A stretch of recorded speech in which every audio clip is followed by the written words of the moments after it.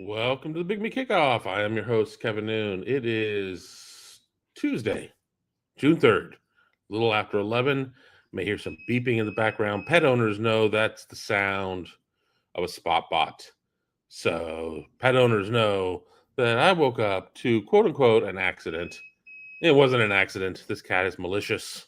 This cat is using the excuse of being old to just make a giant mess of the house, which unfortunately sends me a bad message and I make a mess of the house. But not like that. I promise. I promise.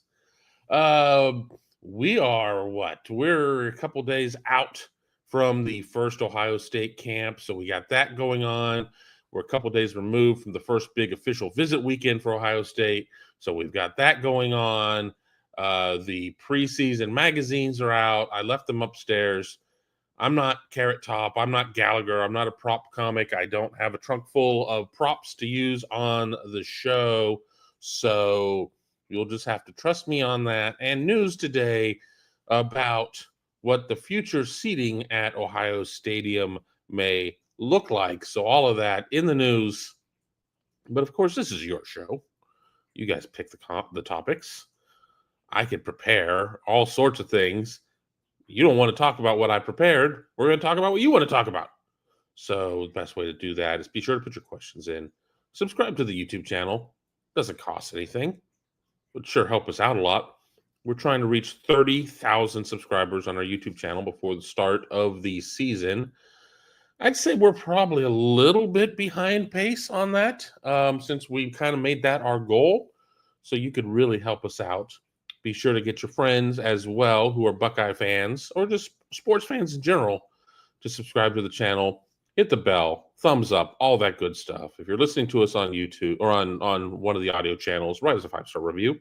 Helps us with our distribution. And of course, the best way to help us out, outside of super chats and things of that nature, subscribe to BuckeyeHuddle.com. Tom, Tony, myself cover the team. Mark and Berm covering recruiting. Ross Fulton and his team of experts covering X's and O's. And of course, I cannot forget about Andrew Ellis, who is a message board icon in of himself. And he does a lot of everything. I don't want to say a little bit of everything, a lot of everything as well. So we've really put together quite the team. All we're missing is you. That is a piece we're missing, you, to join us over at Buckeye Huddle. So get on board before the start of the season. Big Ten Media Days will be here before you know it. We'll be out in Vegas, 198 degrees, I'm sure. I'll have to give people a direct way to just donate to my gambling fund. Not a big gambler. I would be a big gambler if I were better at it. And it's, you understood the mechanics of how to play cards and stuff like that. I understand that. That's not the issue. I have shitty luck. That is my issue.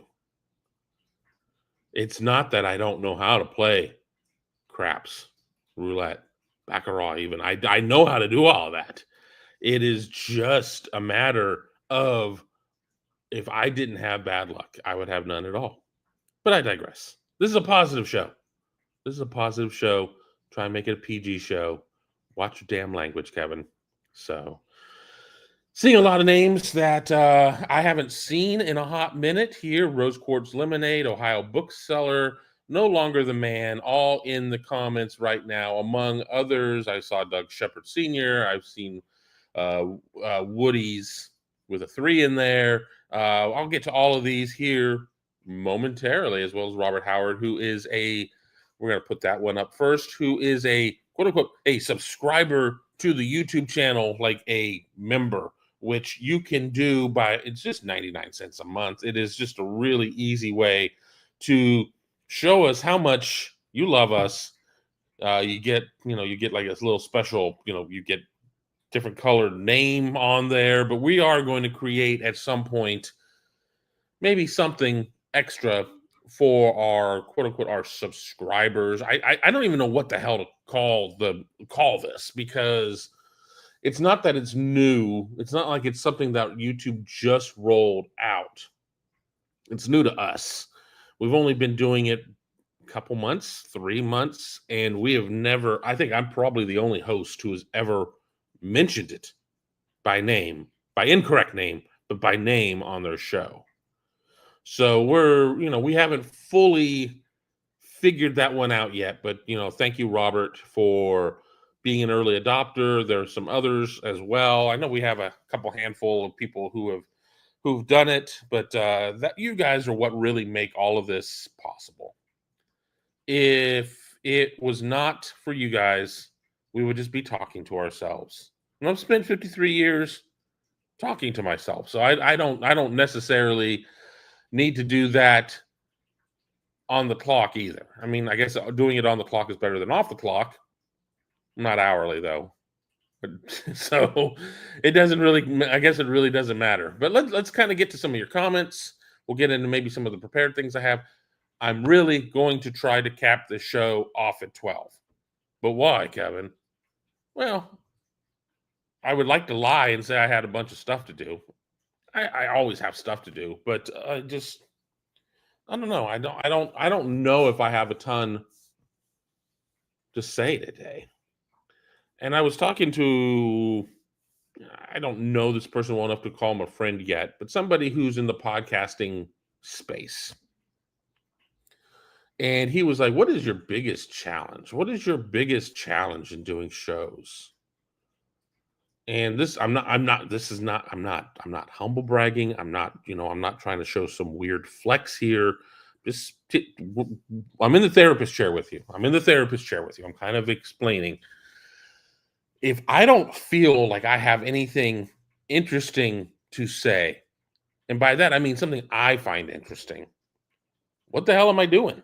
Why am I doing a show that day? Now, does that mean that Joe Rogan doesn't feel like he has something? I mean, well, he does. His show's got guests. I decided a long time ago that guests would be the exception, not the rule on this show. We have a lot of content where we do have either co-hosting duties, where there'll be two of us on staff on a show together, or we'll get guests. I have 3 or 4 guests I've reached out to, ones that I find interesting. But the point being is, if I don't find anything I'm saying interesting, why would you? And I have to remind myself, I'm around this stuff all day, all night, 7 days a week, 52 weeks a year, maybe 51. Maybe I get to take a week off somewhere. That's by my choice. Just because I don't find something interesting doesn't mean you might not find something interesting. But I have to convince myself that even the stuff that I don't find all that interesting, you do. Because your doctors, your painters, your attorneys, your software engineers, your retirees, your teachers, your architects, you all have various backgrounds as to what your careers are. And you're not around this as much as I am. I could go into my phone and show you that I'm in 50 different permutations of reporter text threads. Oh, we're going to talk about this because this group is staff on Buckeye Huddle. But this is the group that I can talk to about this because these are the people that have a really messed up sense of humor like me. This is the group of people I'm going to talk to about this because of this. So I've got all of these different text threads, and that doesn't mean I'm hearing from all 50 of them at any given time. There's a main one I'm in. There's a main one that I'm in, and I would say on a light day, I get 30 messages in that one. On a busy day, it's over 100. So I am not the typical end user. I am in a different role, and that's fine. That's what I'm supposed to be. This is my job. But I need to get better about that. But I digress. We are 9 minutes in. Kevin, you haven't said anything. Okay. We're going to say hello. Oh, one last thing of housekeeping. Do you own a Buckeye-led business? Do you work for a Buckeye-led business that wants to reach out and expand its reach for Buckeye fans across not only the city, but the state and the country, and maybe even beyond? Advertise with us here at the Big Me Kickoff, Buckeye Huddle, all of our properties. Reach out to me at kevin@buckeyegrove.com. We have packages that we can kind of tailor to you depending on what your ad spend is. It's a great way to reach out to some highly desirable demographics. We really have kind of that 21 to 49, but our reach goes beyond 49. Hell, I'm beyond 49. But that 21 to 49 tech savvy group that love Ohio State and understand that sometimes you're going to pay up for product or knowledge or whatever because of the website. So reach out to me at Kevin at Buckeye Huddle or BuckeyeGrove.com, my old website. Still have that email server. But on that note, Doug Shepard Sr., I will be taking my granddaughter to school around noon, so I might miss the end of the show. It happens. The good news is, if you tune in late, if you're doing this, but you're out in the yard pulling weeds, if you're whatever, the show ain't going nowhere. It's going to be there in perpetuity. So you can go back and listen, at your leisure. So we got that going on. Always great to see you, Doug. Woody's busy at work, so won't chat much, but listening in. That's, I've really spent more time in the last couple of months listening to other podcasts. People are like, oh, sports podcasts. No, comedy podcasts, because I don't like the idea of copying work of the cat sitting next to me. I'm friends with almost everybody on this beat. Really, I'm friends with everybody on the beat because the people I don't like are not on the beat. Read into that how you will. The people I like are on the beat. The people I don't like are not on the beat. And that doesn't mean that if you're not on the beat, I don't like you. There are people who are not technically on the beat that I do like, but not all of you. So I don't want to sit there and look like I am listening to your show, going to school on you, borrowing information, copying how a show is laid out. I know how to lay out a show. I know my information. I know what I want to say. No, I'm listening to the comedy shows because, okay, I'm not here telling jokes for an hour. It'll probably be more fun for me, but I'm not here telling jokes for an hour. But there's something to be said about pacing. There's something to be said about how to, go in and out of topics, things of that nature. Now, I'm not Dave Chappelle. I'm not going to be that kind of storyteller. I understand that. That's not the reason I'm listening to podcasts and watching comedy specials or whatever. I mean, at the end of the day, I'm watching them because I enjoy them. It's a mindless distraction to get away from some things. And sometimes as we're kind of here in the throes of summer. And as I said, camp starts on Thursday. The first camp is Thursday at the Woody. So be sure to be locked in at BuckeyeHuddle.com. Be sure to be locked in here at YouTube.com/BuckeyeHuddle. We're going to have all sorts of coverage, interviews, reactions, commitments. I don't know. I mean, the camps have really become more of a thing of the following classes. So I don't necessarily go into a lot of these camps expecting to see a ton of 27s and 28s commit. That doesn't mean that couldn't happen. It doesn't mean that there couldn't be a 27 from Ohio who has an offer, but it's kind of it's a real offer, guy, but we would like to see you camp.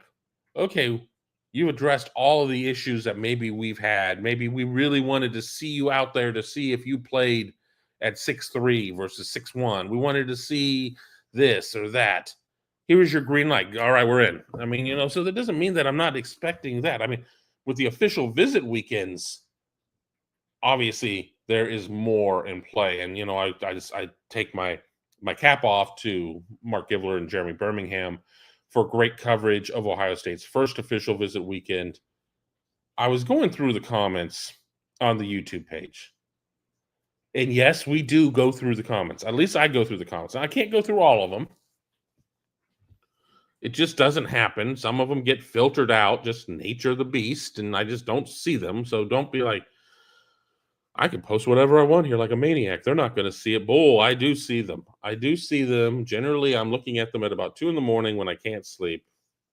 And there was somebody who was talking about, and I'm going to paraphrase for a multitude of reasons. And the real main reason is because I don't remember exactly how it was phrased. But I was like, oh, hell, we're talking about that. about Ohio State slipping in terms of recruiting 5-stars, and I found that to be curious. You got to remember, especially at this point of the cycle, we're talking about the 2026 cycle. It is June 3rd of this cycle. This cycle cannot sign July, August, September, October, November, December. 6 months, give or take. A little more than 6 months. Most services probably have fewer than 35 stars in place. I know when I worked for a network, and this was a while back still, we would, by the end of the cycle, after the January camps, because we didn't have an early signing period when I worked on the corporate side. We did have an early signing period toward the end of when I worked on the site side. But by the end of the cycle, we might get up to 36, 37 5-stars nationally. And I guess we're now up to like 136, including transitional teams, Division 1A FBS teams. And we could just immediately take 100 of those schools and say, thanks for playing.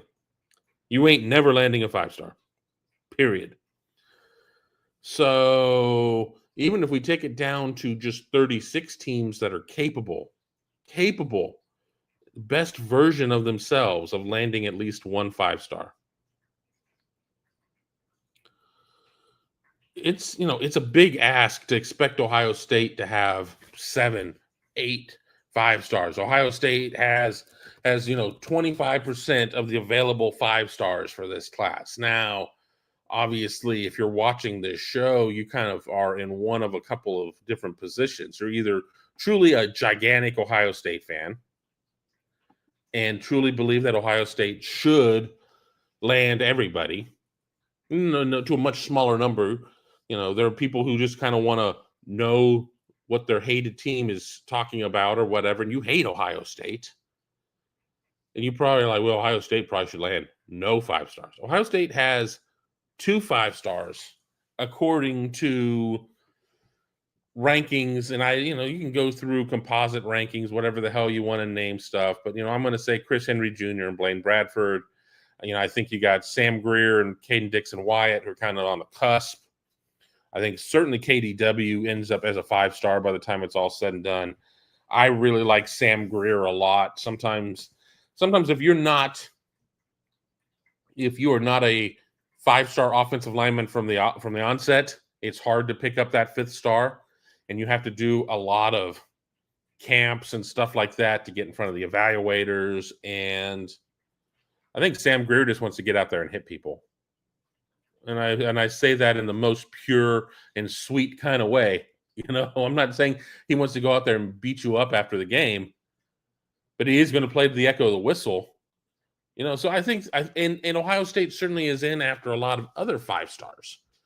But when we are 2-3 days into official visit season and Ohio State hasn't landed one, and you're sounding the alarm bells, that's kind of premature. I think it's very premature. Now, I think Ohio State had, by all accounts, a tremendous recruiting weekend. A little birdie told me this is not going to be the only show that I'm going to be on today. I have a feeling that if you watch our Skull Session Recruiting podcast feed, you may see another show later, potentially talking more specifically about the recruiting weekend. And I always want to defer those shows to the recruiting guys, because even though I cover recruiting relatively closely, it's not my primary objective anymore for what my job is. So I don't talk to the kids on the phone or via DM anymore. That's not really what I do. Now I'm on Southern Swing. I'll talk to the players there. I see you at a camp. I'll talk to you in person. But these players get so overtaxed by quote unquote recruiting experts. And there are real recruiting experts, and then there are just others. And I can't even put all the blame on others. There were still people in the recruiting industry, and I'm not necessarily saying in this market. You got to remember, for everything you see here, you got to multiply it out by 10, 15, 20, 30 of, other programs that are high, mid to major, who have 2, 4, 7, 9, 10 sites as well, of dudes trying to get the same interviews. So I made a decision that I'm not going to be part of the issue. And unless I have a pre-existing channel of communication with a kid, and it happens. There are kids that I discover very early on, and we strike up a good banter, and I'm like, I'll be here to tell your story, and I do talk to them, but that's the exception. It's not the rule. But the point is that just keep it locked in here again. It's not a commitment episode. I'm not talking about a commitment episode, but I am talking for those of you who are the big recruitniks, who are there trying to compete with Mika Hanna for the title of biggest Ohio State recruiting fan on the internet. You'll come up short. She's got you beat. But you could be number 2 or number 3. You could serve in her court, but I don't really know many recruiting fans that are. There are people like, I love recruiting, but do you love recruiting and know recruiting? She knows recruiting. Now, we do, spar is the wrong word. I have to remind her, can't take 75 kids in a class. Not every kid in Ohio is going to get to go to Ohio State. There are very few times that there's a kid that just slips completely through the cracks. That's like, well, we didn't even know who this kid was. Oops, that doesn't happen anymore. We're not 30 years ago. We're not in a case of where, okay, you're Ohio State, and there may be a kid in Phoenix, not even in Phoenix, like way out, like in the burbs or the desert, I guess, who's like tearing it up, and you need to have somebody who's on the ground there. Obviously can't be a coach or anything. Can't have a coach based in Arizona near Ohio State. It's like, you really need to check out this kid's footage. Not shot on film. That's one of those things that drives me crazy. Let's check out this kid's film. Ain't nobody shooting on film. Not at this level. Nobody's shooting on film. And I can go back to 2004 when I started working at Rivals, and kids would send in their highlights like on like full games, like on CD, not even DVD, but like on CD. And we would have to go through and recut the highlights, especially we got a full game, because you want to put your best highlights up top and everything else, and you want to show a diversity of play. I mean, if you're an edge rusher and all you can do is just, power bull rush, and your first 8 plays are just the same play over and over and over again, just maybe against a different team, it doesn't answer a lot of questions. You need to be able to show that you got some technique. You need to show, if you can sit there and zone blitz, all of these things you need to kind of show some of it to show that you're not a one-dimensional player. I don't even know where the hell I was going with this. It's one of those days, but stick with us. No longer the man. Hey, Kevin, hope you're well. I'm here. That's about the best I can say. Happy June. It is June. And the hammer is coming. Tick-tock, tick-tock, tick-tock. I'm sure that Tony and myself will probably be doing something June 8th, maybe, around there, after somebody has its day, plural, in court. Not necessarily that a bunch of stuff is going to get leaked. Not at that point. That's not how the operation works. Stuff generally gets leaked in the last 24 hours. Maybe. This one is so highly contentious, and it's just like there's like a 409% chance that the team up north is going to sue. You didn't explicitly state that we couldn't just wantonly not only ignore the rules, but take a big old dump on them. So if I'm the NC2A and I'm angry at Michigan for being a bunch of cheaters, I still am doing this one so far by the books. They had North Carolina dead to rights on academic fraud, and they blew it. They had Miami dead to rights on Nevin Shapiro, and they overreached and blew it. Learn your damn lesson. Learn your damn lesson. Public opinion is already made. There isn't anybody on the fence. I don't know how I feel about this one.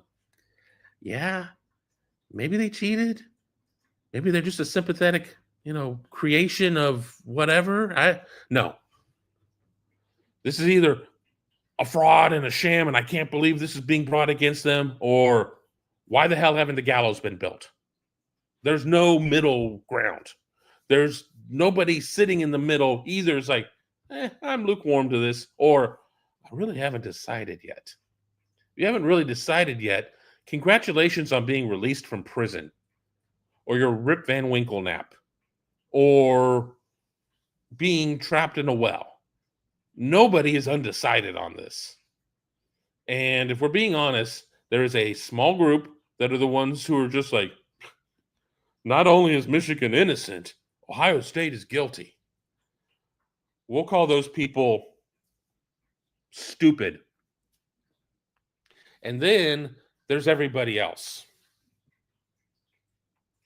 who have eyes and ears and brains and free will and no otherwise. It's going to be up to the NC2A to decide if they're for goodness or badness, Danny. I want to be good. Oh, good. How about a Fresca? You're officially old if you know what I'm talking about there. And if you don't know what I'm talking about there, you probably think I'm having a stroke. Both can be true. Both can be true. Let's keep scrolling here. We're still going through no longer. Whoa, we have a super chat. Let me get to that here. Let me mark where I'm at.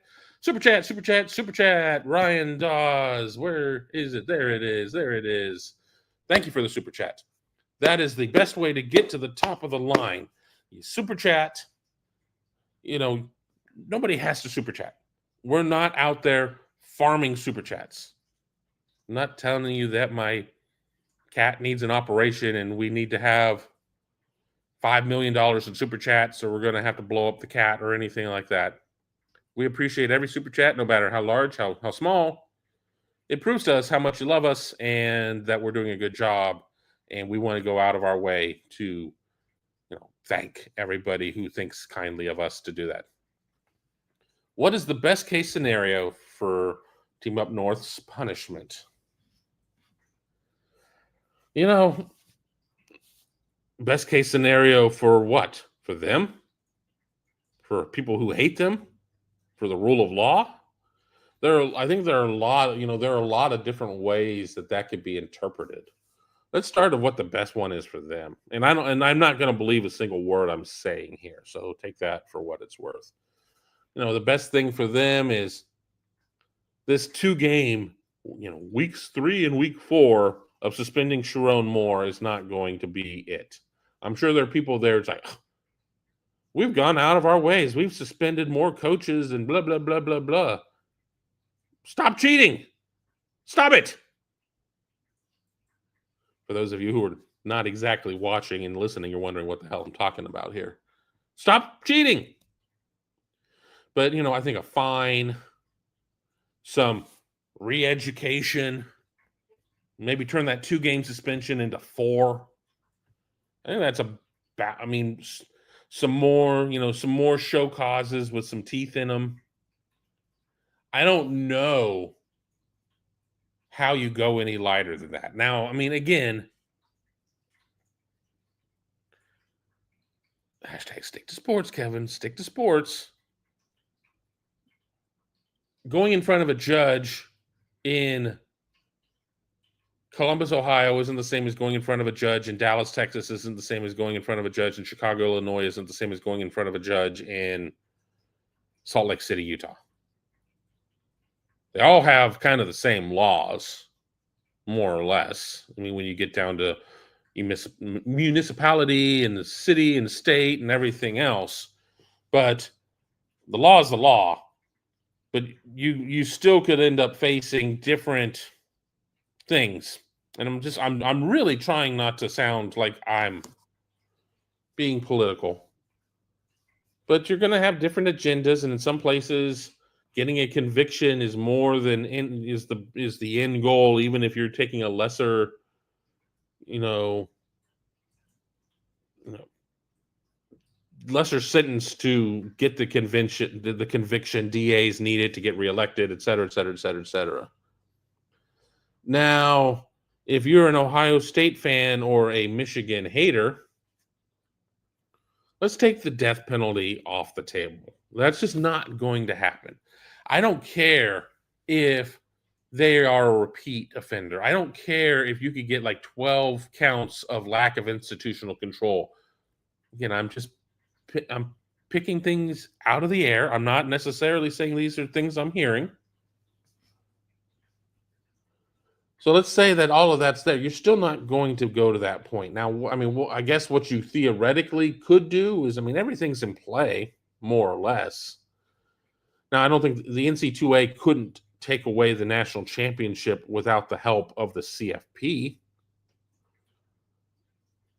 The NC2A could sit there and declare all those games no contests that took place in the regular season and put the ball in the court of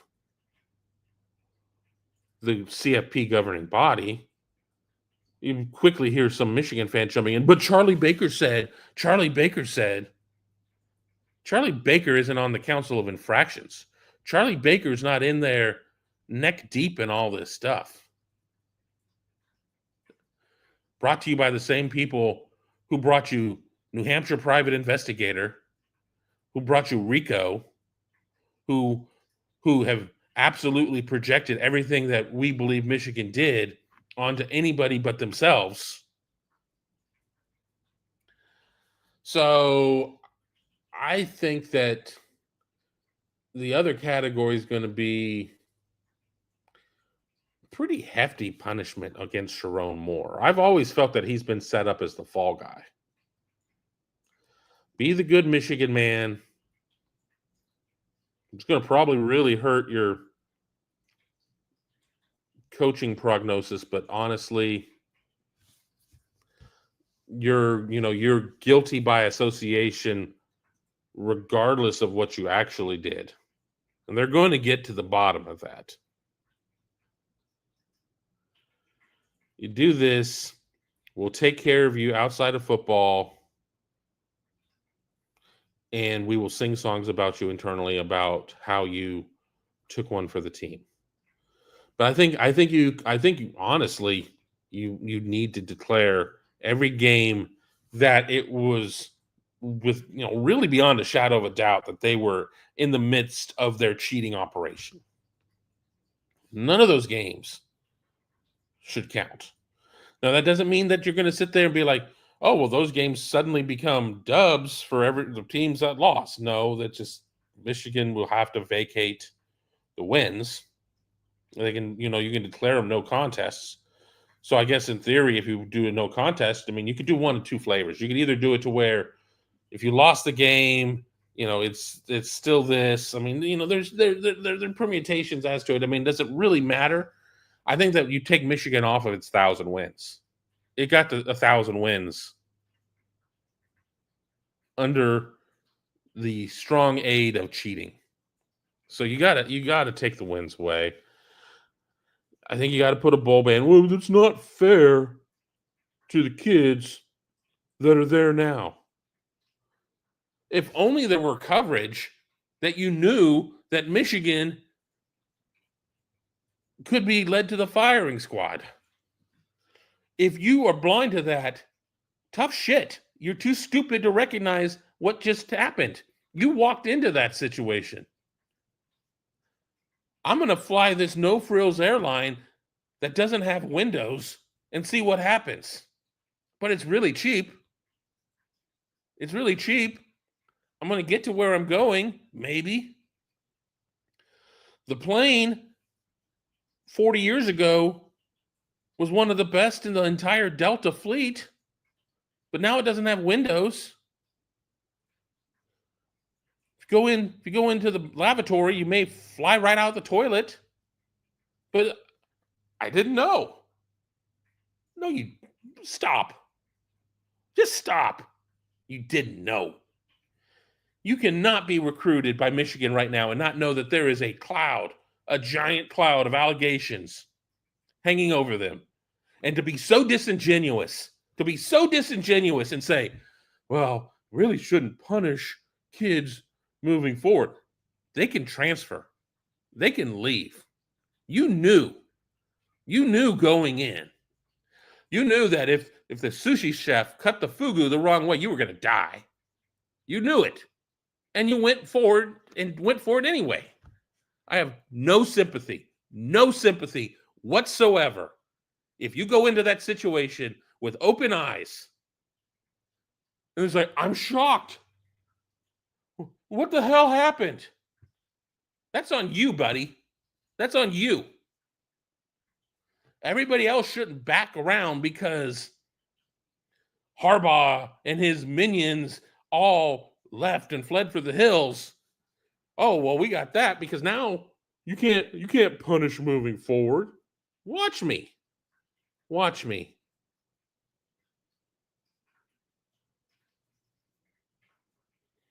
But there's still a lot of people out there, whether or not they are all being fed the same book of bull,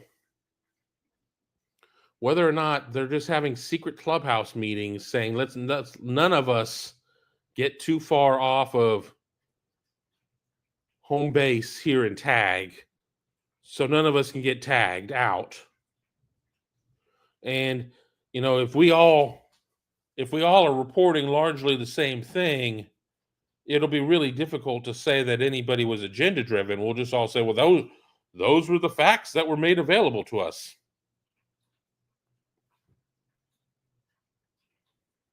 Scholarship reductions, postseason ban, no contests in games, show causes, probably a couple of forced firings, and a gigantic fine. And I will end on this one. Not the show, but I'll end this topic. Then again, if you want to talk about it more, just ask. You have to, everybody's like, well, you got to be fair. Well, everybody, nobody really cares about Michigan except for Michigan fans. You don't want to make them mad. Why? What are they going to do? Leave? Bye, Felicia. You don't want to make them mad. So you're willing to make everybody else mad? Now, I get it. If you're San Jose State, do you really, really care exactly what's happening? Now, I guess San Jose State, if I remember right, did play Michigan at one of the questionable times or whatever, but does it change your trajectory as the San Jose State Spartans? No. Should you be mad? Absolutely. You should absolutely be mad that somebody was out there skirting the rules. This isn't a case of somebody's like, oh, I found a loophole. And no matter, despite your best efforts, you can sit there and say that it's not in the spirit of the rules, and you can say this and you can't say that, but you can't say it's illegal. This shit's illegal. It's illegal. So don't sit there and spare the feelings of one institution that cheated their balls off and piss off 135 others. Because if you do that, cheating season's here. Do whatever. Honestly, if Michigan is not nailed to the wall on this one, if Michigan is not punished severely, there is zero incentive. There is zero incentive not to cheat. And then deny, project. All this crap. There's zero incentive to follow the rules. End of argument. So thank you for the super chat. Got a little bit more into that one than I wanted to. I've got opinions. No longer the man is the Dan Lanning cannonball, the meme of the offseason. Who is the offseason champion in your opinion? Do you think the hammer is coming from Michigan on Friday? I'm not going to talk about the last one. I don't know anything about it. There's a lot of just bullshit out there right now. I'm not talking about the last one. I don't care about what Dan Lanning does. I really don't. I'm not really having a fun off season in terms of, sitting by the pool, whatever. I mean, it's just every day is a freaking grind. Let me get through the off season and we will revisit it of what my favorite thing is at that point. We talked about Michigan. Don't get frustrated when we get through the 8th or whatever or the 7th and no sentence is handed down, that this isn't a case of, this tribunal of judges is heard enough and they go into chambers for 30 minutes and they come out and, they come out with the bailiff and cuffs and jumpsuits and everything else. That's not how this works. I think I've made it obvious how I feel about Michigan and its less than paper thin defense. But I also never bet on the NC2A to accomplish what needs to be accomplished. Ohio Bookseller says here, great to see you, Ohio Bookseller. It's been a minute. Rose Quartz Lemonade. Hey, Kev. Hey, how are you doing? Come on, let's click it. There we go. We got Woody. Who will be headliner coach to talk at Big Ten Media Days? Lanning or Day? It's going to be Day. Why would it be Lanning? They didn't win shit this year. I mean, they beat Ohio State in the regular season. Ryan Day won the national championship. That's the easiest question I've been asked. Okay, well, they're going to be in Vegas, so proximity to Eugene. I mean, okay. Raiders fans kind of are insane like Ducks fans in some ways. So, I mean, maybe there's a big Oregon bar in Vegas, big alumni association, but no, it's going to be Ryan Day. I mean, far and away. Lanning isn't going to even be number 2. I am all about wanting to hear what Sharon Moore is going to say. I'm not necessarily saying that I'm going to be expecting everything to be fully fleshed out yet with all of that. But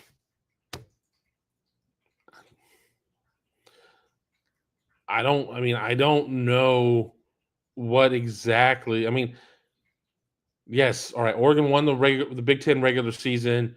Oregon can, and rightfully so, claim a win over Ohio State, the national champion in that season. But Lanning isn't bringing any juice because he's on the hot seat. Lanning isn't bringing any juice because his team won the national championship. Lanning isn't bringing any juice for a lot of different reasons. So Day. Reviving Real News, afternoon, gentlemen. Agreeing with me, no way it's Lanning. It's going to be Day. Woody, traditionally it's been the Big Ten champion. That's why I ask. When the national champion comes out of the same conference and it's different than the defending Big Ten champion, all the oxygen is sucked out of the room. And the Ducks are a small beat. Does it mean I'm not going to go talk to Dan Lanning? No, I'm going to absolutely talk to him. I'm, trying to get some questions in and everything else. But of 18 head coaches, and let's just say 17, it's my job to talk to Ryan Day. I've got to talk to Ryan Day. I cannot just sit there and go, oh, I just had too much to drink last night. I'm really tired. Was out on, Fremont Street playing poker tournaments and everything else. I'm going to skip Ryan Day. Well, may as well leave me in Vegas at that point because I'm probably not coming home to a job. But Lanning is probably, especially with Oregon not being on Ohio State's schedule, 6th, 7th. I need to talk to James Franklin. I need to talk to James Franklin more. All the publications are picking you to win the Big Ten. All the publications seem to be picking you guys to be playing in the national championship game this year against Texas. Oh, you got to get through Ohio State in Columbus, and that's been tricky for you at best. Blah, blah, blah, blah, blah. A million questions. I need to talk to Luke Fickell more. Ohio State plays Wisconsin. The move to Wisconsin hasn't necessarily been very successful. How do you quantify that? I need to talk to Matt Rule, not necessarily because of Ohio State and Nebraska being on any sort of collision course, but Nebraska is a team that seems to have a lot of heat right now for it. I got to talk to Lincoln Riley. Why? Because Lincoln Riley is somebody you got to talk to, and at some point, USC is going to have to poop or get off the pot. And if SC comes out and rolls out a 7-5 this year, what do you do there? You need to talk to, I want to talk to USC people about the Notre Dame series. I mean, Dan Lanning is certainly not my top 5 of people that I need to talk to. I understand where Woody's is coming from, and what he is saying largely is true in most years. This ain't most years, though. Let me just keep going through here. I'm going to have to skip a couple of things. Excuse me. There are going to be a couple of things that I can't speak on for one reason or another, so don't be discouraged if I don't put one of your questions or comments up there. They're just things that I can't talk about, shouldn't talk about, whatever. We're very excited for the addition of Berm. I'm very excited that, that Jeremy and Austin have their own podcasting vehicle, or they're able to do some things. I do promise you that we will have Berm on some of our shows as well. All of that is being worked out. We are only, 35 days into Berm being part of Buckeye Huddle. We're still kind of figuring some things out and working things out. It's not like things aren't signed. Everything's signed. We're just trying to figure out how best to do things. Oh, by the way, we got camps coming up and official visit weekends. So if you're ever going to see it, you're going to see it soon. Let's just keep going here. Terry says, any chance of silent commits from this past weekend? I'm convinced that a lot of kids commit on every visit. And that's not these damn weak-minded kids. These are not the droids you're looking for. No, this is a case of you're 17 years old and you're put in a high-pressure situation, and it's really easy to say, all right, coach, I'm coming. Okay. That isn't necessarily worth anything in the grand scheme of things. You want to have a commitment that's a commitment that's a commitment. I think there are a couple kids in that class that are on that visit weekend that will end up signing with Ohio State. You're going to have to tune in to the Skull Session Recruiting Podcast later today for those answers. And I don't normally like playing the teasing one show with another show.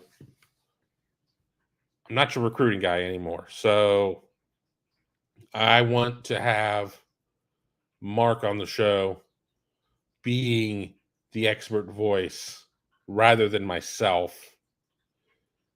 Because while I'm right a lot on recruiting, it's impossible for me to be right all the time. One, it's just impossible for anybody to be right all the time on it. And two, it's not my beat. It's not my beat. It's not what I put the vast majority of my time in. So I have always put my professional reputation is built on my credibility.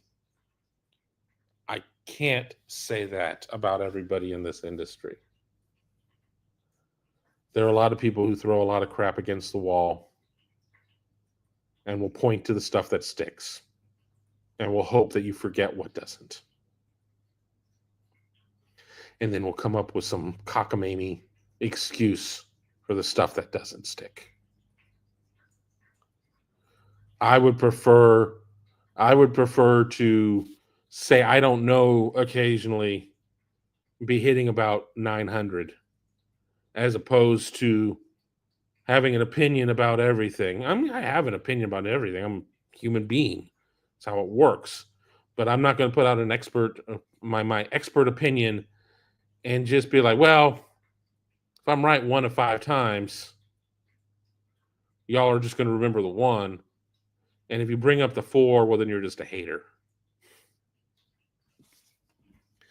Doug Shepard, I was done with 97.1. When a show was done complaining about LJ not having a commitment. All right. I didn't. And this is the problem. I don't read everything before I say it. So again, I don't. Suit yourself, Kevin. Don't subscribe to the channel that will bring you massive news every single night without fail.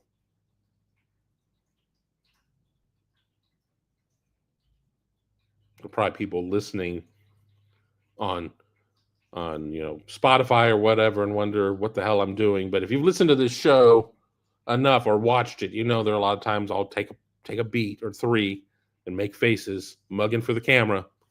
So best to just watch. Just the best to just watch. Let's just keep going here. Mika says, thanks, Kevin. We love you. Love you too. Let's just keep going here. Lisa Sims. Hello, Kevin. Yes, it is June. My birthday is next month. I'll be turning 40. 40 is the new 30, or so they say. I'm 53, which is like the new 80. I mean, I certainly feel 80 a lot of days, but happy early birthday. I'm sure we will talk on here prior to your birthday. Hope you have like a big, trip planned or something fun. We only get to go around the sun so many times. Got to make the most out of them. I'm trying to remind myself of that. Can't say that it's always easy, but I am great at giving people advice. I'm terrible at following my own advice. That's the human experience. DA Buckeye, we're all reaching there. Not going to do jack blank about the cheaters. I mean, so you're saying that nothing is going to be done there now? I could come out and say, well, that's a real skeptical opinion, but I could also sit there and say, well, everything that's been done so far have been quarter measures and eighth measures and 16th measures. And no, we've not seen any full measures. The cockamamie suspension against Jim Harbaugh by the conference to where he couldn't coach the team, but he could be around the other 6.5 days of the week was some of the weakest of weak sauce. It's like that dude that goes with his family to the wing place and just gets plain wings or worse yet, just like butter wings. Oh, mild is going to upset my stomach. And if you're that guy, I mean, again, look, if you have, digestive issues or whatever, that's fine. If you're just a giant wuss, I was going through my whole Rolodex of words. I'm like, what is not going to offend anybody? If you're just a giant wuss, because it's just too spicy. I get it. I mean, you're shame on you. But until we see the NC2A do something, having a skeptical approach probably is, it's certainly not dangerous. I just tend to think that at some point, enough evidence mounts that you just can't. And if you have the evidence and you don't convict, or you plead down to something that's nothing, as I said earlier, what kind of message are you sending everybody? Okay, we had them, but we expressly, when we wrote the rules, never said iPhone. iPhone was never, ever mentioned, or Android. So, we're gonna just sit there and say time served and get on with our lives. There is no reason. That is the easiest way for the NC2A to fall apart. It's not 5 plus 11 in the college football playoffs. It's not 4 plus 4 plus 2 plus 2 plus what. It's not that. F this case up. F this case up and find out. Let them off the hook and find out. There is absolutely no reason whatsoever for leniency.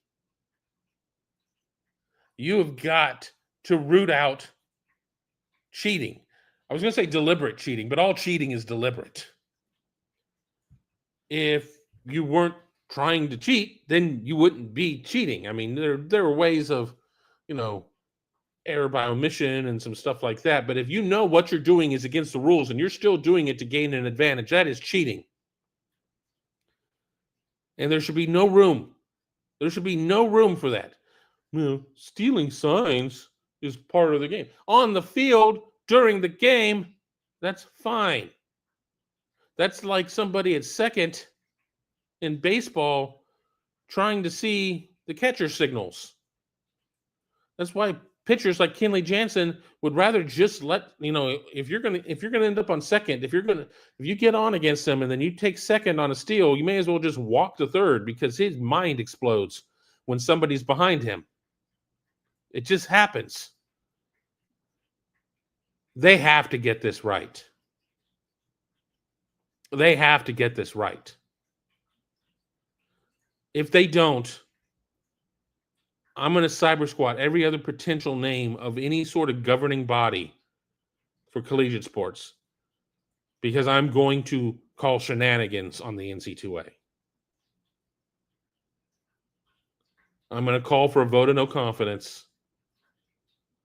I'm going to make it my mission to see it closed if they screw this one up. But I felt the same way after the North Carolina academic fraud case. How do you screw that one up? But even with that one, yes, North Carolina gained an advantage by keeping players eligible and having this whole scheme and everything else, which disadvantaged other teams by having players that should have been ineligible eligible. That's here. That's here on the spectrum, the pantheon of skirting the rules to gain an advantage. Running a complex scheme to steal signs electronically prior to games, creating laminated sheets of this and that and the other, footage of when something happens, not only, jackass Connor Stallions dancing around, but other players showing that this was a hugely, invasive species of cheating within the program. Footage that I saw from 10 TV on Adam King's account, among other things. This is completely different. This is completely different. Well, Kevin, aren't you worried that Michigan fans are going to come after you? Fuck them. I don't care. Let them.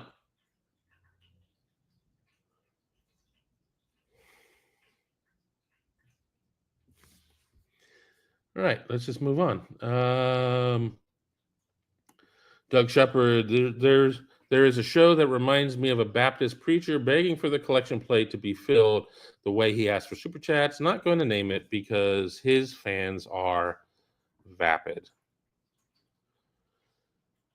As part of my job as being the director of audiovisual content here, getting super chats looks good for me. It really does.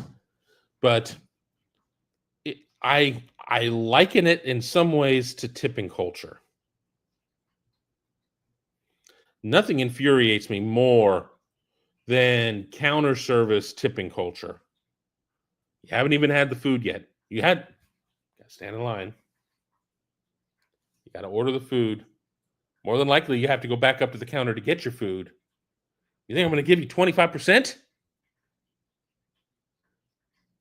I mean, there's a belief that TIPS actually stands for to ensure proper service.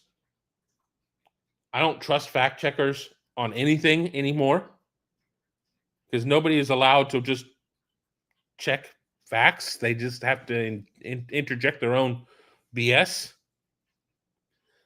But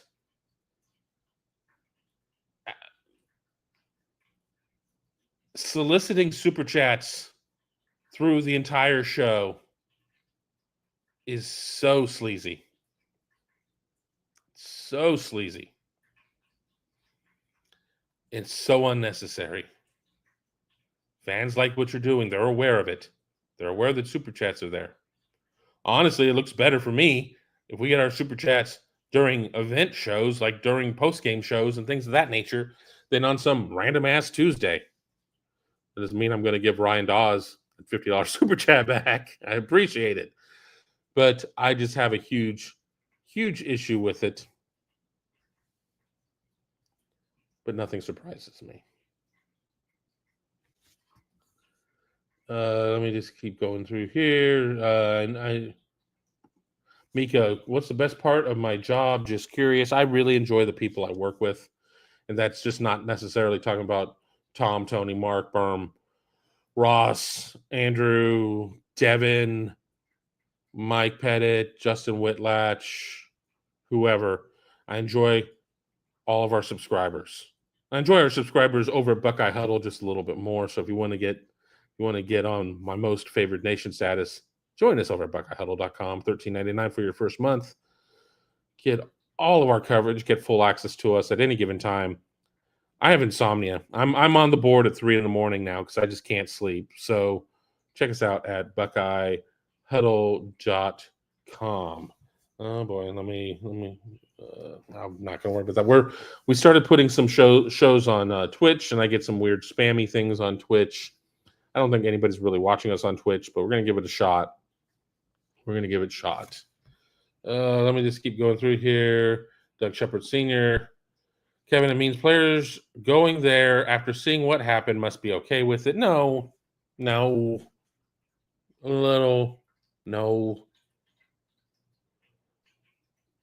They're getting, I think you're seeing some players who normally wouldn't really have the opportunity to play at the team up north getting an opportunity because there are just some players that are disqualifying them out of the gate. So if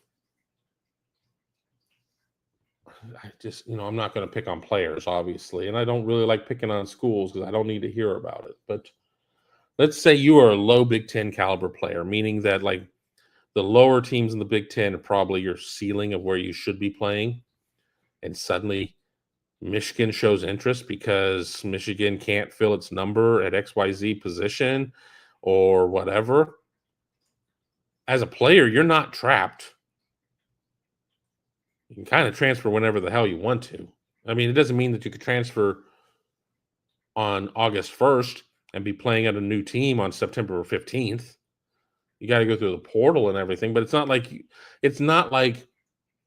the olden days where you go to a school and then you have to be granted your release, and then that school can also put 20 schools that you're not allowed to transfer to because either they're playing them in the next 3 seasons or blah, blah, blah, blah, blah, blah, blah.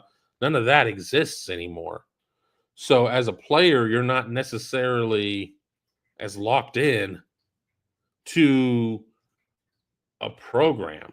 So I don't know if I would say that people that are going there are like, I've reviewed all the facts and I'm pro cheating. No, maybe one. I don't know. But I don't think anybody can go in and be like, what? Cheating? This is the first I'm hearing of it. Allegations from years ago. That's a little far-fetched at that point. Lisa Sims, hey Kevin, I finally posted my national championship banner on my wall yesterday. That's fantastic. Got to get those mementos up to just remind you of what a special run it was. I was thinking about it as I was reading one of the national mags, and it still almost kind of seems like, did that really just happen? And, we could go round and round about what it took to shake Ohio State out of this cocoon of whatever. And, where were the coaching breakdowns and everything else? Because things certainly changed at multiple steps. I think after the Oregon game in Eugene, we saw some changes. I think that certainly after the Michigan game, we saw some changes. I still think that there needs to be some sort of investigation into what exactly happened for that game in terms of offensive play calling. And it's water under the bridge now. I know. Just let it go. Get on with your lives. But it was so egregious. It was so out of character. It was so terrible what we saw there. You almost have to do an Urban Meyer-led study. We're going to do a study on this, try and see why this happened. And that's kind of like the internal Urban Meyer voice whenever he would say a statement like that a bunch of us would use to one another. We're going to do a study. Hate that guy. And figure out what the hell happened with it. They do, because you can't, if that is any sort of default, like, oh snap, we're up against it. We need to go into base mode. We need to go into base mode. That cannot be your base mode. Ever again against anybody with a pulse. And as bad as that Michigan team was on paper, it had a pulse. And it had knowledge of how to beat Ohio State. But so did Ohio State. And Ohio State beat Ohio State. Period. Oh, Kevin, look at you. Sexy little homer that you are. You're not willing to give Michigan any credit. Michigan made plays. Ohio State went full potato in its play calling, though. I don't understand. And I think one of the things that we don't talk about enough is that if Ohio State wins that game, the play that Jack Sawyer made to pull their butts out of the fire would have been almost on par with the play that he made against Texas in the national semifinals. Nobody remembers the play against Michigan. Ohio State gets the ball again and just looks putrid on offense and drive home safely. Maybe see you in a couple weeks for a home playoff game. And the rest is history. Mika says that my genius is showing. Here's the problem. That comment was 25 minutes ago. I don't know what the hell I said at that point. I just assume everything I say is pretty damn genius. Let's just keep going here. No longer the man. Do I have an opinion if Big Noon is hurting Ohio State? Last major home game at night in the regular season was Notre Dame. All right, you're getting me wound up here again. I'm already over an hour. But I'm okay with that. Ohio State made an announcement today that by 26, that things are going to be a little different. First of all, the band is moving from the south stands to the north stands to where they used to be. I guess it would be kind of around, what was that, like 3A, 5A, probably 3A. And that they're going to create some sort of like premium seating in the south stands. I'm all for livening up the environment at Ohio Stadium, regardless if it's a 12 o'clock game, a 4 o'clock game, an 8 o'clock game, a 3 a.m. game, whatever the hell. I also understand that it's on Ross Bjork, Ohio State's athletic director, to maximize every penny that he can, because NIL is directly competing for what I say is a finite amount of dollars. Now, is it really finite? I mean, if people want to dig deeper and give more money, I guess they can. But I think realistically, every year there's probably a realistic pool of money that will be given to Ohio State's athletic department in one way, shape, or form, whether or not that's just directly into athletics for facility upgrades and things of that nature, and to pay down debt on facility upgrades and everything else, or into NIL or into other verticals or whatever that you may have there. I still have yet to see a plan to create a better game day environment. People incorrectly use Tennessee as an example for what it should be. The first part that's incorrect is you're never, ever, ever going to have 30,000, 25,000, 30,000 road fans. And I guess theoretically, in some ways, you could approach that again in a home playoff game in the playoffs when it's not part of the season ticket package. But even with that, last year was a unique beast because there were people that were like, I'm not going because it's cold. Or they were like, I'm not going because I saw what happened against Michigan. But it was not part of the home season ticket package. So there were going to be some people who just weren't going to go. And people get mad, some people, when I pick on some people who are older than me. Is that possible? Can anybody be older than you? Yeah, it's possible. And we've all heard the stories of there are fans that yell at fans who stand up for the entire game. Sit down. I paid a lot of money for this ticket. Are those stories true? I haven't witnessed them firsthand, so I can't necessarily corroborate. Certainly have heard the stories, but I've also heard stories from opposing fans about the time that them and their 94-year-old grandmother came to an Ohio State game and some 4-year-old girl like picked up grandma and threw her off the top of C deck. And how the streets ran yellow with urine. None of that's true, but sometimes stories just kind of take on a life of their own. Bad fans everywhere. I've seen some stuff at Penn State. I've experienced some stuff at Wisconsin. I mean, there are lots of things that, that are true or true adjacent and then just are patent falsehoods.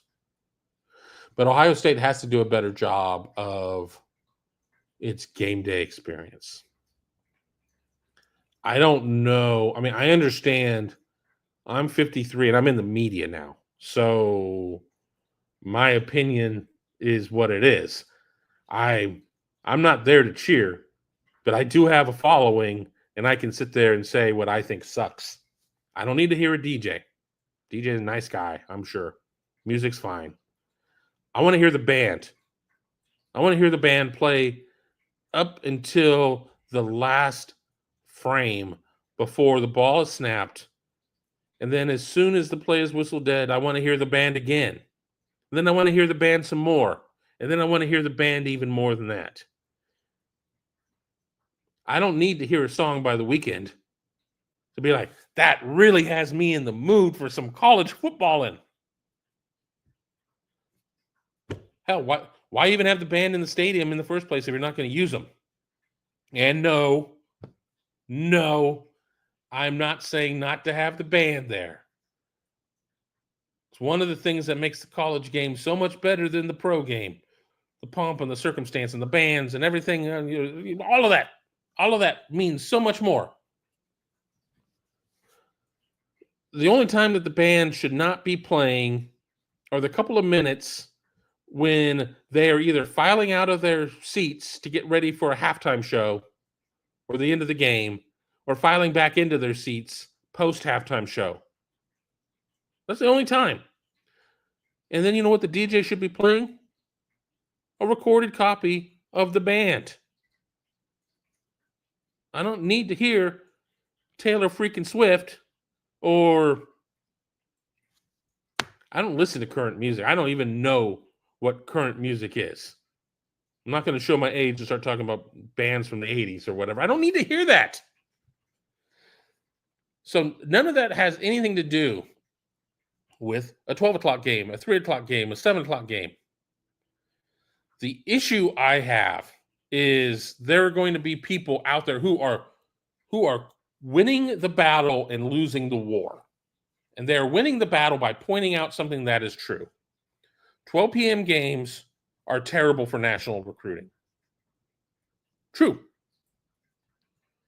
You're a star player in Duncanville, Texas. Fridays are for high school. You play a Friday night game. You're done with all of that by what? You could be at DFW or Love Field by midnight?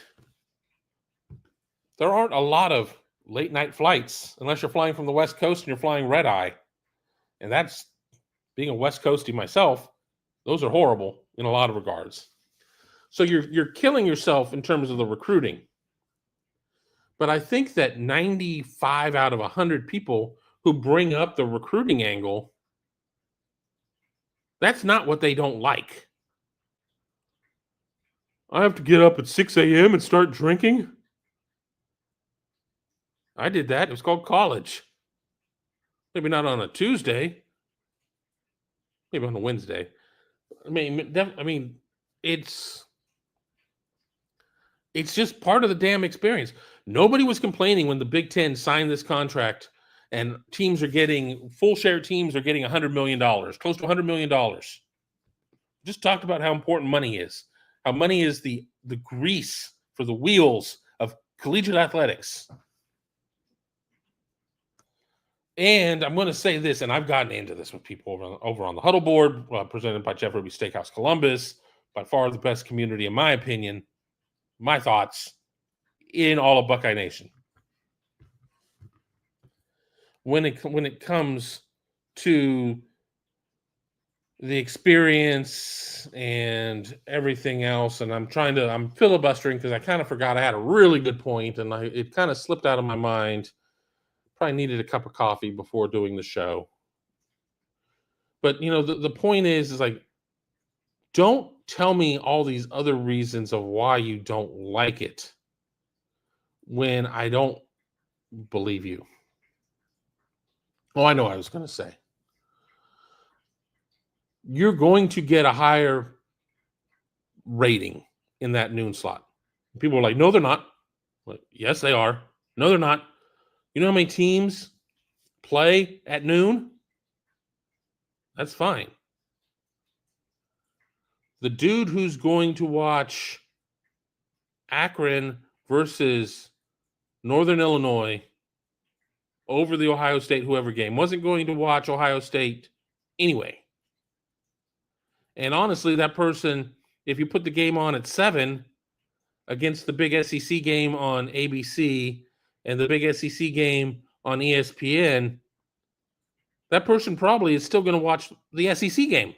Because if they were all that interested in watching the Ohio State game, they would watch at whatever point. So you're making more money by being in the noon slot. You're hurting recruiting. I agree. You're having to get up and drink earlier. Boo fucking who? That's what I say to that one. I've got some grief in my comments. You're going to lose subscribers if you're going to sit there and be clowning on the fans. I'm not clowning on the fans. I'm just trying to toughen you up. Don't let Karen Holbrook win. You shouldn't be drinking during tailgates anyway. You use your damn red Solo cups and get on with it. I think in a perfect world, it would be great if in the next iteration of the media deal, Fox maintains the big noon kickoff situation, but bakes in 4 8 p.m. slots or 7 p.m. games. That's just part of the deal. And it falls under the same branding and everything else. And that's baked in. People are like, well, you just need to limit the amount of noon games, the big noon games.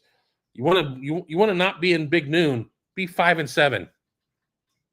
Be 5 and 7 and see how many times they want to put you in at noon. Heavy is the head that wears the crown. Ohio State's wearing the crown.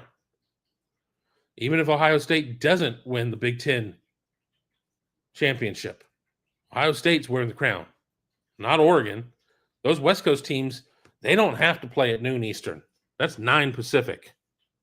Now we're finally getting to a point where we're like, well, that may be a little bit early. I'm going to start drinking at 4 in the morning. every year when I was at Ohio State, I would go to the bars, get kicked out of the bars about 2:30 in the morning, get in line for Papa Joe's for kegs and eggs. And we would make pledges, bring us beers, go back to the fraternity house, put a bunch of beers in their coats, and we'd sit in line drinking beers. As long as we weren't like chucking cans at cars or at each other, we were largely left alone. We survived. Now, granted, we'll just say I was 21. We'll just say I was 21 for all those years. Don't know if I was. Asking a 21-year-old and a 51-year-old or a 21-year-old and a 71-year-old, that's a little bit different. There are some things about Big Noon that don't exactly tick off all the boxes. But I also think that a lot of times there are people that are making it sounding like pets' heads are falling off because of games being on at noon. What are we, 2 generations away from you were lucky to get 3 games televised, period? Maybe 3 generations? Every game's on TV now. We're not having to sign up for ESPN pay-per-view. We're not having to look at maps for reverse mirrors to see if I don't live in Ohio anymore. Am I going to get the Ohio State game, or am I going to get stuck with Baylor, Iowa State? Is it going to be reverse mirrored on ESPN2? Am I going to have to pay $9.99 for a game to see it? I mean, we've come so far. And I understand, too, in a lot of ways, it's a first world problem. First world problem, the game's just not on at the time I like. Okay. And neither is the national championship game because of West Coast audiences. Neither is this, neither is that. I mean, I can't believe I have to sit there and wait for a game to kick off at, 9:15 p.m. local time, to do this. I mean, it's part of the experience. If you want to sit there and you want to cause change, stop watching. Stop using products of the sponsors. It's going to be a wasted effort. It's going to be a totally futile exercise. Because you may do it. You may say, I'm going to do this. I'm not going to watch it. Your buddy is. Your buddy's buddy is. Your girlfriend is. She's probably just going to sneak in, I'm sick. I'm going to go over to a friend's house and just hang out there, and there's going to be girls' night. Just watch the game there. I mean, I don't know. I don't know what the expectations are. I don't know what the expectations are. I want more honesty. I want to get effing drunk. Don't we all? Don't we all? Then that's fine. At least you're being honest with me. Don't tell me that it is a recruiting issue, and then I ask you to name 5 uncommitted players that Ohio State's after, and you can't name one. It means you like the idea of recruiting, but you don't know squat about it. So this is one of these issues that's going to eventually get me in trouble. I'm going to fly too close to the sun. My wings are going to get burnt up, and I'm going to come crashing down to the earth. For those who don't know, my background's in television sports. Before getting over into internet, I have opinions. I'm a big person of you finish what you start. You sign this contract, you honor this contract, and then you work it in the next contract. But I'm just telling you, you're not going to change Fox's mind. Now, you could sit there and be like, well, then we're done working with Fox on this. Well, you're not. Fox owns half of BTN. You are so far in the Fox ecosystem, none of that is going to change ever. Ever. It's just who you're married to. And you're just going to have to kind of accept it. She's beautiful, but she's got horrible morning breath. Or the woman out there, my boyfriend is great, but he sets off car alarms with his snoring. I mean, nothing is perfect. Nothing is ideal. If the big Fox slot were 3:30, I just hate the 3:30 games. They ruin the entire day. I'm stuck in the tailgate lots, maybe getting to see some of the noon games, and then I'm fighting traffic to get home during the night games. Players want day games. They don't want to sit around the hotel, be up off their feet. They want to play and then get on with their day and go party at night. So I think that there just needs to be a real conversation about why you in general, not you no longer the man, not you Portugal the man, not you Lisbon Portugal, whatever, why you feel this way. Why you feel this way, and let's see if we can take off some of the layers of the onion and figure it out. Because here's the alternative. Everybody signs their own media rights deal, more or less, and you kind of control what your home games are or whatever. And you could be on one of 17 streaming services and everything else. Oh, congratulations. You got games at XYZ time or whatever, but you're also going to have to watch it on streaming. And it's not as great of a system because nobody can flip from one streaming channel to another streaming channel all that easily. And not all of us, myself included, I'm not home for a lot of football Saturdays. I don't have 5 TVs in my living room. I don't have a finished basement in the man cave to where I could have, right, this TV is on Peacock, and this is on Fox, and this is on NBC, and this one's on CBS, and this one's on ESPN, and I'm watching all of it. And people are like, well, you could get YouTube TV and the 4-box and everything else, and that doesn't help me with streaming. So there's nothing perfect. There's nothing perfect. Kevin, do you have a game you're looking forward to the most this year that isn't an Ohio State game? Mine is Oregon, Penn State. I'm kind of working my way through the Big Ten schedule right now for some content, so I've not branched out anything beyond that. Oregon, Penn State obviously is going to be very important. Penn State is kind of the sexy pick for a lot of people who don't watch Penn State, thinking that Penn State is not going to go full Penn State and Penn State it at the end of the season to be Penn State, and that James Franklin isn't going to Penn State it because he's as Penn State gets in terms of mediocrity and Penn State. I'm not sold on Penn State. I'm just not. One of the magazines saying that Drew Allar is the most accurate passer of the quarterbacks coming in this year. Jesus Christ, that means everybody else has got to be terrible. Penn State, who has 2 of the best backs in the country, but also forgets how to run them. Penn State, that doesn't have Abdul Carter anymore, is going to be reworking its defensive system with Jim Knowles.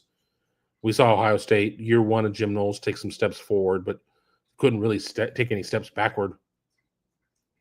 It was an absolute mess prior to the arrival of Knowles. So I don't know. I mean, there's certainly going to be some SEC games. I'll be curious to see certain Georgia games and certain LSU games, and certainly some things that Texas does and everything else. I'm going to be watching USC with a very close eye because I tend to think that you don't give Lincoln Riley a generational quarterback. He's a very average coach. Doesn't have a generational quarterback again. Not saying he's going to get tarmacked, but I'm also not saying that he won't get tarmacked. Let me just keep going through here. Again, I know I probably missed. I know I probably missed a lot of things going on. Here we go. I don't even know what we got going on here, so I could be walking into a trap. Somebody from Twitch. I'm having a problem with my headphones, so I can't hear you. Can you reply to me in chat? I will really appreciate it. I don't know if they asked a question. Did you ask a question? Let's just put that in there. Again, I am at 90 minutes, so I'm well beyond what I had planned on doing, which is an issue right there. Robert, I hope this year has a lot of good Friday night games. Get home for high school ball. I know Buckeyes don't do the Friday thing, but more good college football is a great thing. There's a part 2 to this one. Let me get this. More shows. You, Tony, Tom together. Don't forget Soldiers and Truckers. I mean, remember when Thursday night football? I know you're talking about Friday. We'll get there. Remember when Thursday night football actually had some decent games? Generally, it was ACC. Again, it's hard pressed to remember good ACC games. Just saying. ACC has not been a lot of fun to watch. Never really liked the ACC. The idea of having to watch Virginia Wake Forest makes me want to freaking stab myself in the face. Some of my haters would say that would be an improvement. But Friday is an even worse situation because really you're getting to a ton of group of 5 conferences, and that turns into the Coastal Carolina slot or Liberty or ECU or whoever. And I don't know, if I'm a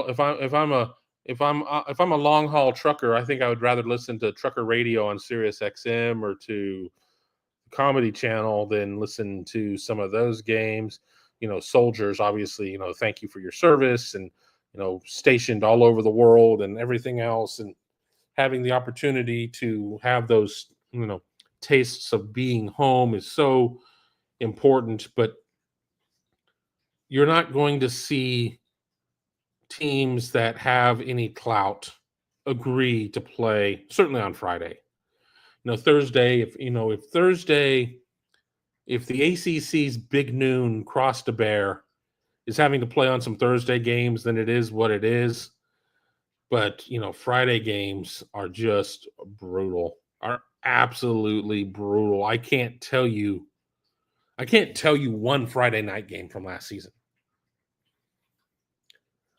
I think last year was the year that I watched the least amount of football, which was still probably more than 99.2% of the country, but I could not get into a single Friday night game.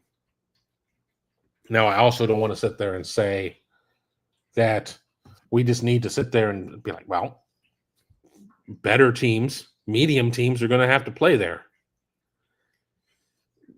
Contracts are in place for a reason and everything else, and coaches are going to bitch about having to play a day early and having a short week to play on quote unquote national TV or whatever. But for some of these teams, playing on quote unquote national TV isn't always necessarily in the cards, even with every game being televised to a certain extent. Let me just keep going here. I don't know how far behind. I'm almost caught up. Once I get caught up, we're going to call it a show. I'm having a little bit of a difficult some chest pains today. Not like that. Don't be like calling 911 on me. I'm just stressed out. Lisa Sims, we have the best band around. We should use that for our advantage. Again, somebody decided, what would really endear this game to the next generation and the generation after that? Popular music. If there was only a place that people could listen to these popular songs on demand, so we better just give it to them at a game. I'm okay with drone shows. I'm okay with Knocker Ball. I love Knocker Ball over at Ohio Stadium, which generally they do somewhere in the third quarter. I've seen it slide as late as the fourth quarter. But having the guy go out there and kick the field goal for the $5,000 goodie bag, I like all of that type of stuff. But television has ruined college football to a certain extent with the length and frequency of commercials. But Kevin, I thought you worked in TV. I did work in TV. I understand you need commercials to pay the bills. I'm generally not the one who's going to complain a lot about that. But when you have point after commercial, kickoff commercial, like in the national championship game, Notre Dame's opening series goes like 18 plays, 10 minutes, Nowhere in there are they able to slide any internal commercials in there. So Notre Dame kicks the extra point, commercial, kicks off, commercial, and then Ohio State holds the ball the rest of the quarter and doesn't end up scoring until the second quarter. So in order to have these big payouts, you have to have a lot of commercials. But it really does suck the life out of the crowd with dealing with that, especially, when you're getting these almost 4-minute breaks, 4-minute breaks with great frequency. And then instead of having the band play something cool or whatever, you're playing, I don't know. What do these kids listen to these days? I don't know. And I'm in the press box, so it's a real sterile environment up there anyway. Windows generally aren't open. I don't really hear the music. But football was just better when college football was about the pageantry of college football. So I hear you, Steve. My guy Noon, salute back to you, Steve. Glad you're checking us out on X. Let me just see what else happens here. Something about only alcoholics do that. Probably about drinking at 3 a.m. I don't know. Not here to judge people. Don't go out and do something stupid. All joking aside, don't drink and drive, ride share, everything else. But the reality is that I've had lots of people who, after I've worn them down, are like, I just don't have enough time to tailgate. Tailgate earlier. Those lots are open like 2 a.m. I'm not saying you need to get there at 2 a.m. and start putting on taco meat at 3 a.m. Where there's a will, there's a way. I understand that the NFL, you got your 1 o'clock game and you got your 4 o'clock game. So a little bit later a 1 o'clock game versus a noon game. Bills Mafia hasn't necessarily become a sewing circle because of playing a shit ton of 1 o'clock games. They figured it out. Now they're insane as well. The Muni lot in Cleveland, never been there. Heard stories. All of them are like, they're pretty insane. They figure it out. They play a crap ton of noon games or 1 o'clock games. I don't hear this cry out about, well, I really wish they'd play more at 4. And it's on a Sunday, and it's, again, you got to go to work the next day and everything else. But when I see these things about people like, we're going to send a petition, we're going to send a strongly worded letter to Rupert Murdoch and say, we don't like noon games. It's a free country. More power to you. Ain't going to do shit. It's not. He's laughing all the way to the bank. They're making good money on all of it. And again, there's more noon games going on, but when you are like really the only premier game in that slot, you're going to get the lion's share of eyes. And they're going to be people who are going to be like, no, they're not. No, they're not. Yes, they are. The 8 o'clock window. Are you going to share the 8 o'clock window with, obviously, ABC, ESPN is going to have a couple of SEC games in there. NBC is going to have a game which isn't necessarily going to be as strong because of where it's picking in the grand scheme of things. The 3:30 window gets diluted a little bit because that's the CBS window plus 2. That's 12:30 on the West Coast, so you're going to be dealing with some stuff that's all west of the Rockies and everything else. Say what you will about 12 p.m. kickoffs. Fox didn't just make this decision in a vacuum. Fox just didn't say, hey, it'd be really kind of cool if we tested this out to see what happened. I'm sure they paid a lot of money in consultancy and everything else to figure it out, and it's working. So I don't know. Let me just keep scrolling here. I think we're about Mika likes knocker ball. We love watching knocker ball as well. But I think we're about caught up. We're We're at an hour 40. And as I said, probably doing another show, not live, taped, but doing another show. So I should probably save a little bit of my voice since I do this show solo the way I'd like to. I can talk about what I want to talk about with you. You guys can set what it is you want me to talk about. So, with that being said, I want to thank everybody for joining us. Here we go with our plugs and everything else. First and foremost, for watching us on YouTube, hit that thumbs up. Hit subscribe to the channel. That don't cost nothing. You don't get spammed. I'm not going to start texting you in the middle of the night because you subscribe to the YouTube channel. I don't have your cell phone number, and I don't really like texting anybody. So do that. Hit the bell, thumbs up, all that good stuff. If you're watching us on or listening to us on your favorite podcasting platform, write us a 5-star review. That helps us with our distribution with everybody. If you're getting us on YouTube as well, why not take a look at doing a channel membership, I guess is what it's called. I haven't looked it up. I think that's what it's called. 99 cents a month. It's just a real passive way that you can support us here with everything we do, not here just only at the Big Me Kickoff, but Buckeyes Tomorrow Morning, Buckeye Weekly Podcast, Goal Session Recruiting Podcast, all of our X's and O's content with Ross Fulton. We're looking to expand a lot of that as well. Maybe some other shows coming down the pike as well. We haven't figured that one out quite yet. And then, of course, subscribe to YouTube or to subscribe to Buckeye.com for $13.99 a month.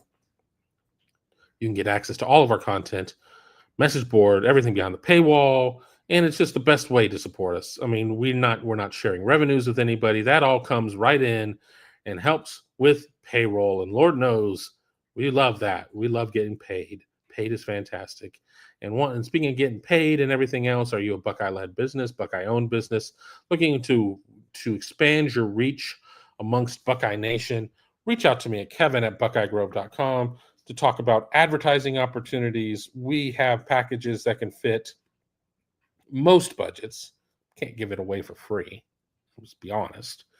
But whether it's naming rights for a show or a segment or just banner ads, all of that's available. We will work with you. We want to sit there and create the best community of Buckeye owned and led small businesses that we can get to. Super chat from Doug Shepard. Thank you, Doug Shepard. So again, hit me at kevin@buckeyegrove.com. But that's your old email, but I still have access to it. And I do have another Yahoo account, but that one is just getting so inundated with spam and everything else that I'm just, I need to probably start a new email account just to be able to get business inquiries so I see them. But that's for me to figure out. But I want to thank you for spending the last hour 43 with me. We'll do it again here really soon. Maybe the end of the week. We'll see what happens there. Until then, have a great day, and I will talk to you all very soon.